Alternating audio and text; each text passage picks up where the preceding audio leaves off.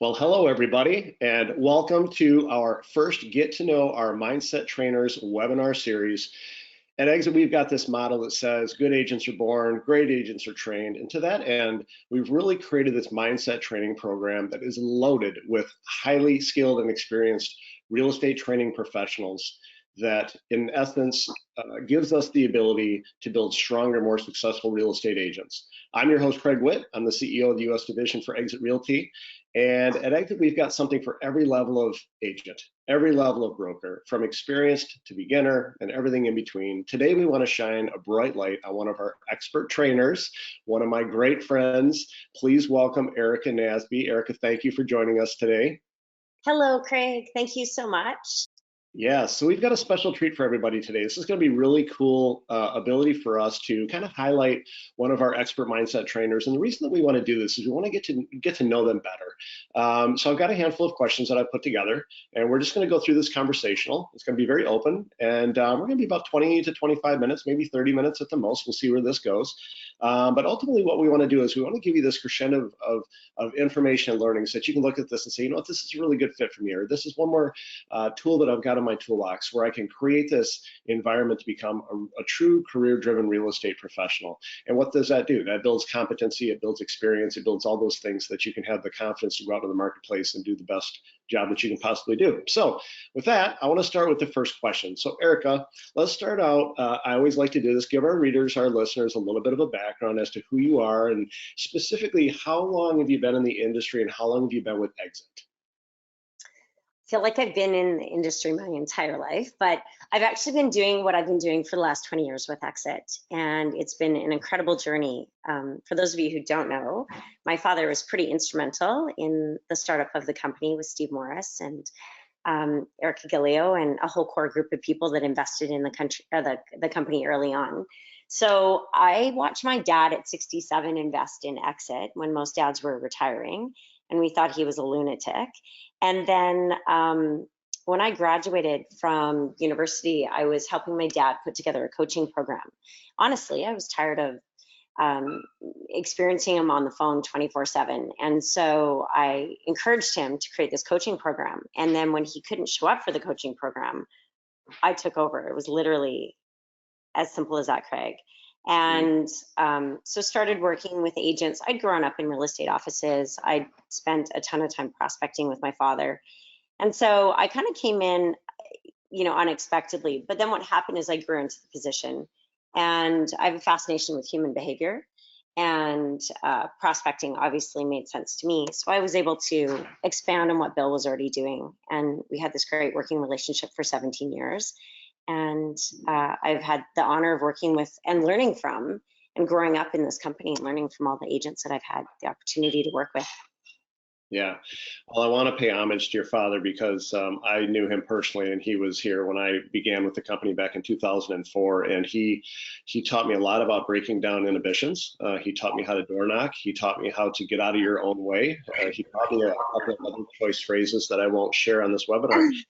But he was just an inspirational human being that he would put his money where his mouth was. He would go out and he would do the work, and he would give you that confidence and that feeling that I can accomplish anything. And so you had a great leader and a great mentor in that, and you've really stepped in and molded yourself into this position. But you've also created your own identity separate from what he developed. And I've been part of many of your classes and your trainings, and you bring a spiritual side of things that really helps people connect with who they are as human beings, so that once they identify that, they can move on. So that gives me kind of my next question. It's a great segue. So I know your passion, but why did you get into this training space, this method? I am insanely interested in human behavior.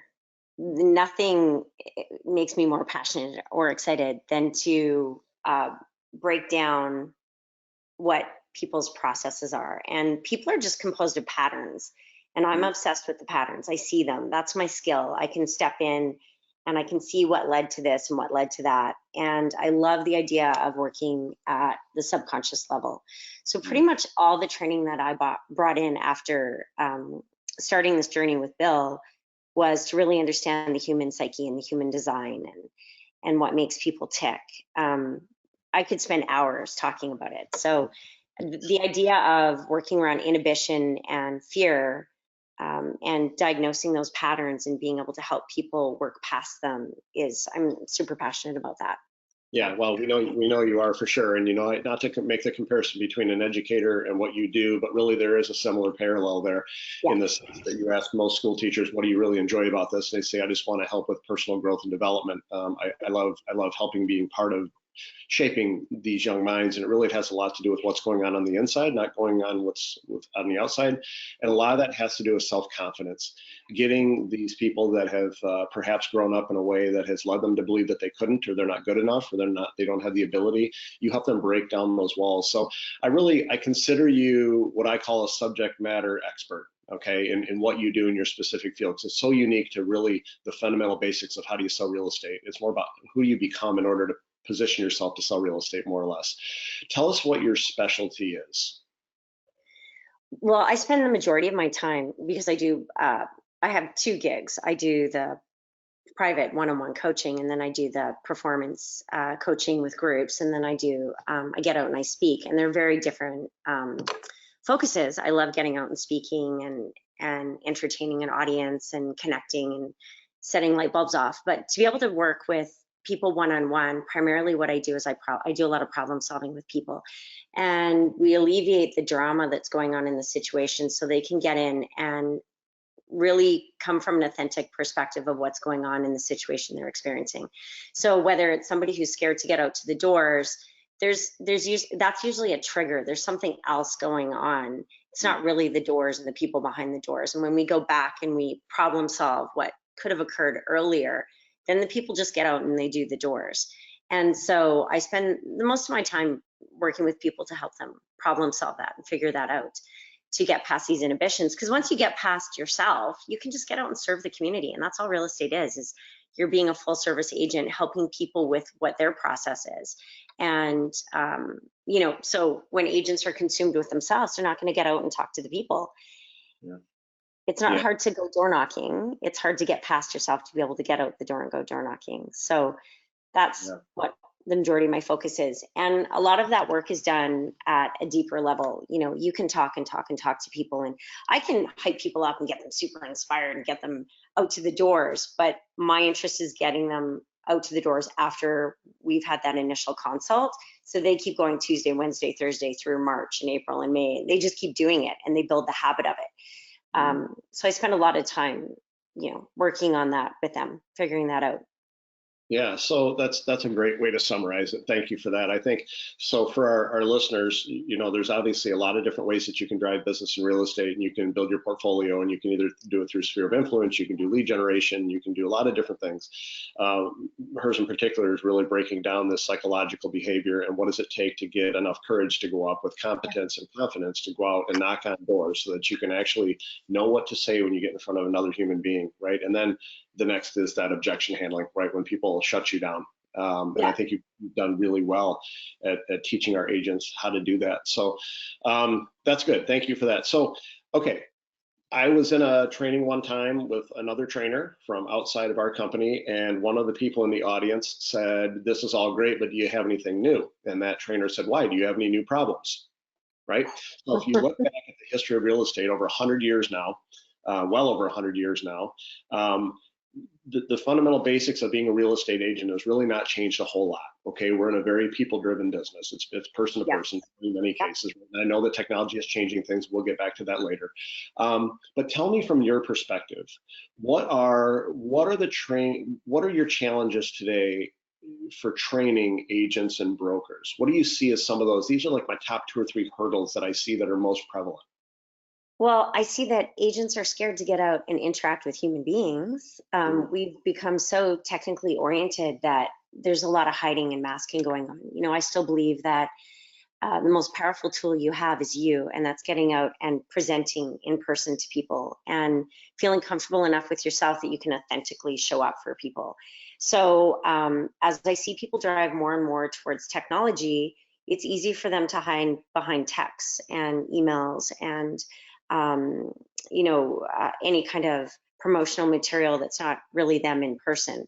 So that's the biggest thing. Like, I don't care how technological we get, which I think it's an important aspect of our business to have components of that. But at the end of the day, you're the one that has to show up and represent. And so that's probably one of the biggest challenges. Another challenge is, people are always looking for a softer, easier way. And you've got to be consistent, and you've got to be disciplined, and you've got to ultimately show up for yourself, because when you're in this business, you are your CEO.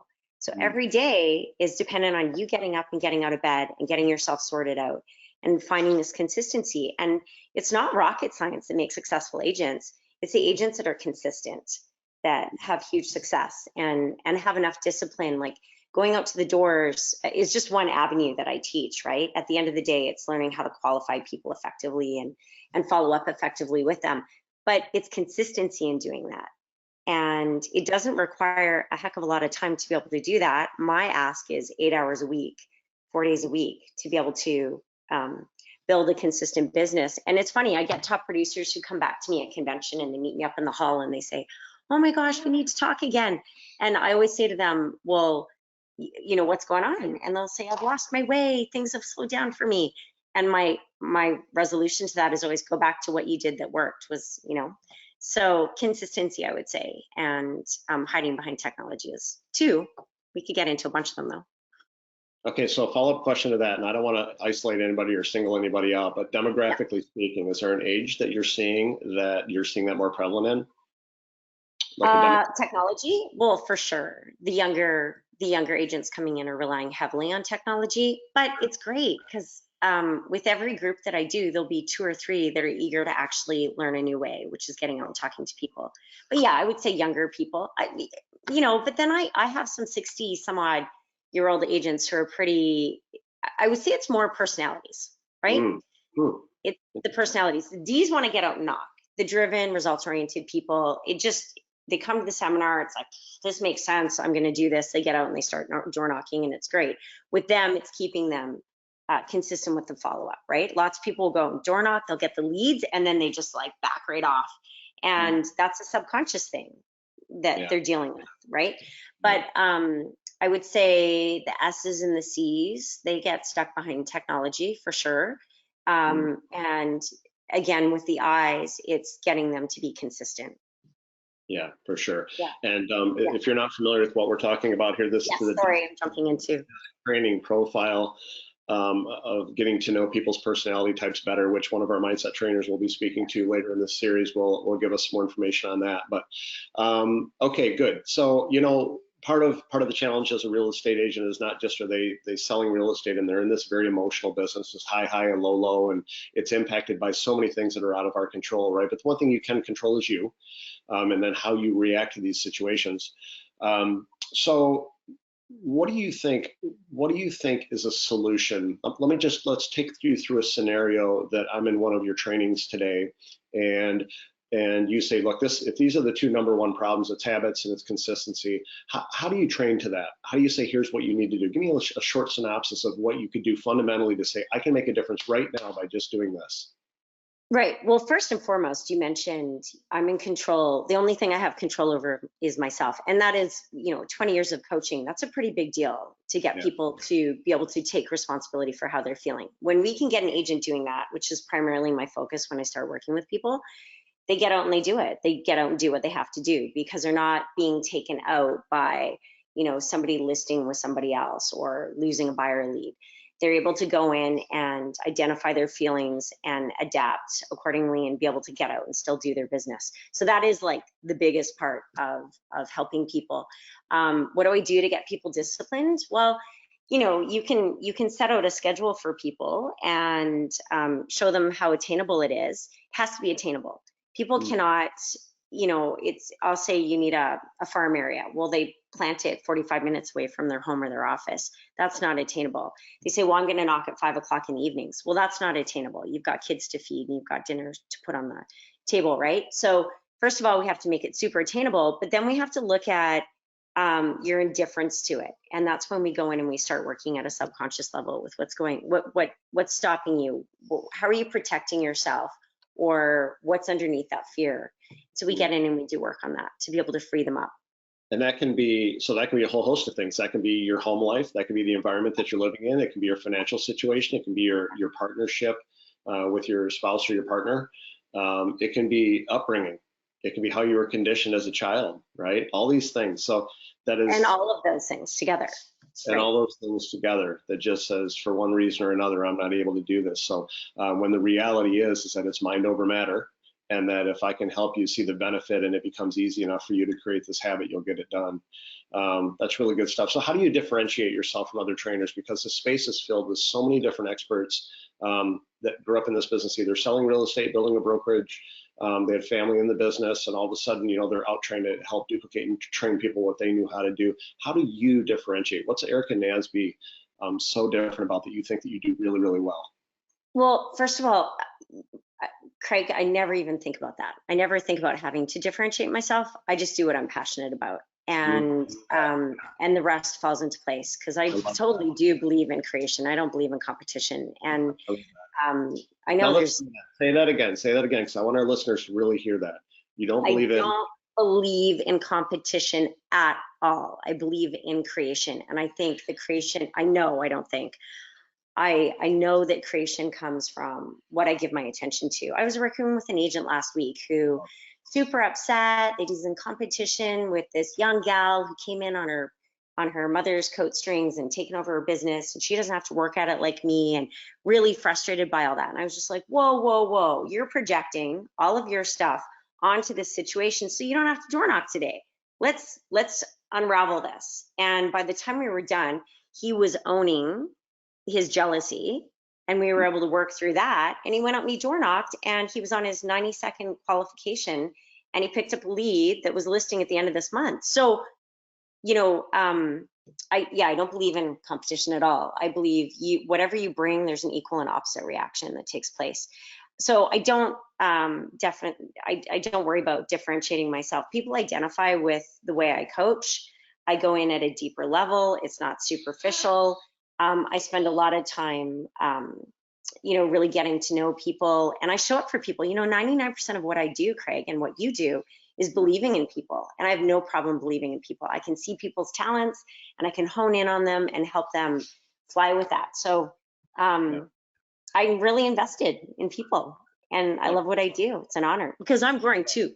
I'm growing every single session I sit in or teach. Yeah, for sure. And that's kind of the whole purpose of today with you and I going back and forth doing this. Like I'm going to get takeaways from this that will help me in my career and in my role in this company as well. So, and I know that it will resonate with other people too.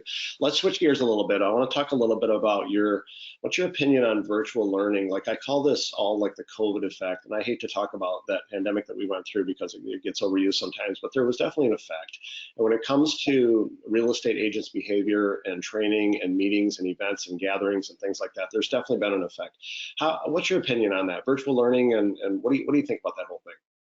Well, I do think we're social creatures, and we do need to be around each other. I think it's really important that agents are coming into the office and they're congregating together. Even though you're an independent contractor, we need to vibe off other people. That's reality. I think I've been really fortunate in my Zoom calls. I do a lot of my training because I'm on the west coast of Canada here, and so I'm dealing with people all over North America. And I've been really lucky to have really strong Zoom classes. But I also make a point of touching on all the people all the time. So I'm constantly engaging with the people that are in my classes outside of the classes. So I'm texting them and checking in on them. But it's hard for people to just be sitting electronically because there's too many outs. There's too many opportunities for you to, get up and go grab a coffee or go deal with something else. So I think you've got to be pretty disciplined to do it. I think companies that rely solely on technology or Zoom to engage their agents, I think it's really tricky. COVID was great in that it brought us back to the basics, and we were able to reconnect with what was important, right? The home unit.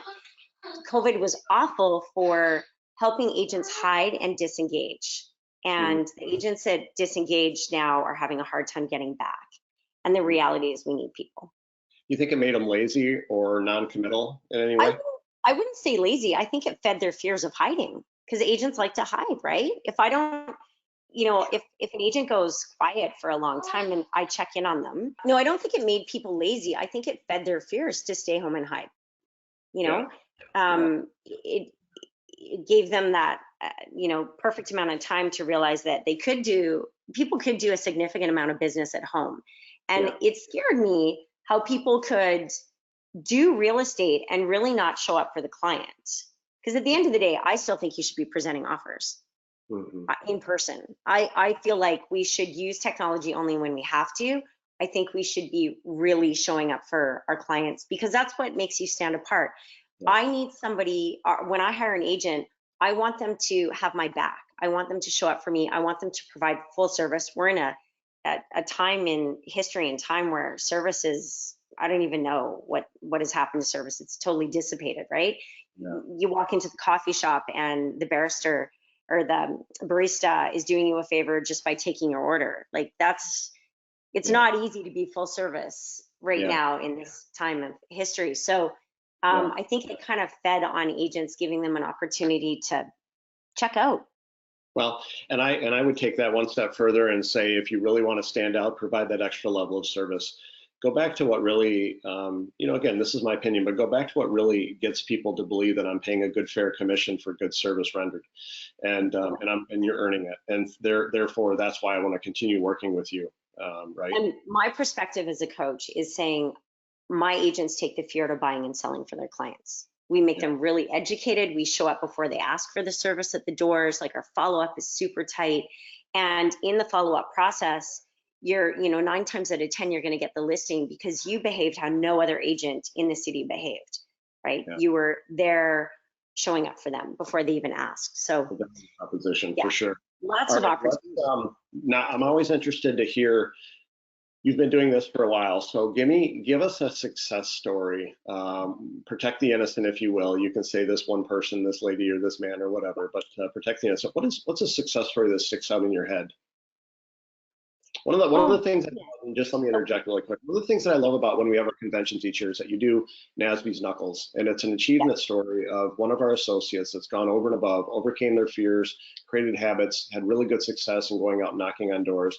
And I think it's a really good highlight as to the power of what you do as an individual coach and trainer. So what is the success story that you're proud of? Oh my gosh, I have so many. Like last year, I had more clients make over $500,000 than ever before. And it was So I want just people to really, hear that. I want people to hear that. I had more agents make over $500,000 a year in my coaching circle, and I work with 32 agents. I had more make $500,000 than ever before. And it was applying the principles that I'm talking about on this call, like going in and working at a subconscious level and really being authentic about what your fears are and addressing them and working through them and creating new habits, right? At a subconscious level. But, I've got this one little gal who has 4 kids now, and she is out prospecting consistently, making over $200,000 a year. And her partner's at home helping her with the kids so she can sneak out and get out and door knock every day, 4 days a week. But making a large 6-figure income and still fully present for her kids. So in a 25-hour work week, she's making this large 6-figure income, totally contributing to her family at a financial level, but feeling satisfied and gratified because she gets out and she gets a break, but still, showing up for her kids. I've got stories like that. I've got agents who have been exhausted by the business and plateaued and have been just kind of surviving for decades. And they step in and they do some coaching and their whole life comes alive. And they get back out to the doors and they start meeting people and they're engaged again. And then that affects their relationship at home with their partner. And then that gets them out physically showing up for themselves and exercising and feeling good about their body. And I have this one older lady who's just like completely come back to life. And who would have thought it would be because she showed up for her business in a different capacity and just really started to expand again at 65. So this coaching is for everybody. Doesn't matter whether you're new to the business. It's very good for new agents. But if you're somebody who's started to flatline, and that's something I should speak to, Craig, when I work with people, I just don't focus on real estate, we look at every aspect of their life. We look at their relationships. We look at their relationship with their body. We, it's all encompassing, right? Their Yeah. relationship with their kids. Yeah, it is. That's a great way to put it. Is there anything that you're focusing on next? Are you looking out into the future going, I'm starting to pivot and adjust and starting to look at these things differently? I make it a point to constantly be training and studying and learning and growing. Right now, I'm spending a lot of time studying human design, which is a component that runs parallel to personality profiling, but it goes a lot deeper into people's human design. So really understanding if someone's a generator and they're on the go all the time, or understanding if somebody's more of a projector who takes in and then projects back out to the world whatever they're experiencing, or if you're a pure manifester, which is somebody who manifests like that. We know people where they just decide they want to take a trip somewhere, and next thing you know, you're watching them toodle-o with their suitcase, and you're like, what happened? You're like, I decided I wanted to go, and next thing you know, I sold the house, and the ticket came along with it, right? So really understanding human design is going deeper into the human psyche. I'm spending a lot of time getting passionate about that. But I'm constantly learning and growing. And like right now I'm big into Rudolf Steiner. I'm doing a lot of Steiner reading, and he was a philosopher who projected what would go on in the world today. And we're living in really interesting times. The world's evolving. We're in the biggest shift we've ever had take place. And people more than ever have to be super connected with themselves on the inside.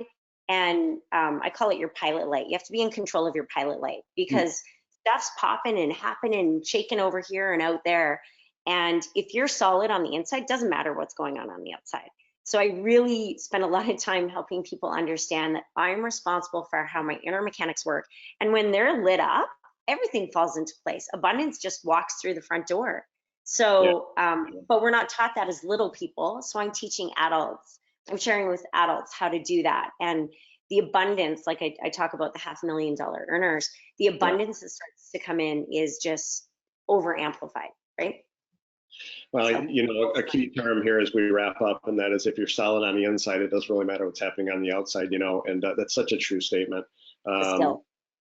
Yeah, it is. Well, Erica, we can obviously tell that you're so passionate, but from a perspective of our brand, we're just so thankful. We love you. We're appreciative of you and your contribution to our company for sure, but also your contribution to our industry, because really what you're doing is you're enhancing the competency of real estate agents out there, whether they stay with our company and move on, or they stay with us forever. It's good for our business, and for that we appreciate you and we thank you. And folks, I hope you got something out of today. I know that I certainly did. Just reinforced again the value proposition that we have as a company, but also the leadership and training that we have here in coaching with Erica as a mindset trainer. So stay tuned for another edition of Get to Know Our Mindset Trainers, which will be coming very soon. For today, Erica, thank you, and we appreciate you being with us. Thank you so much, Greg. I appreciate your time. You're welcome. Take care, everyone.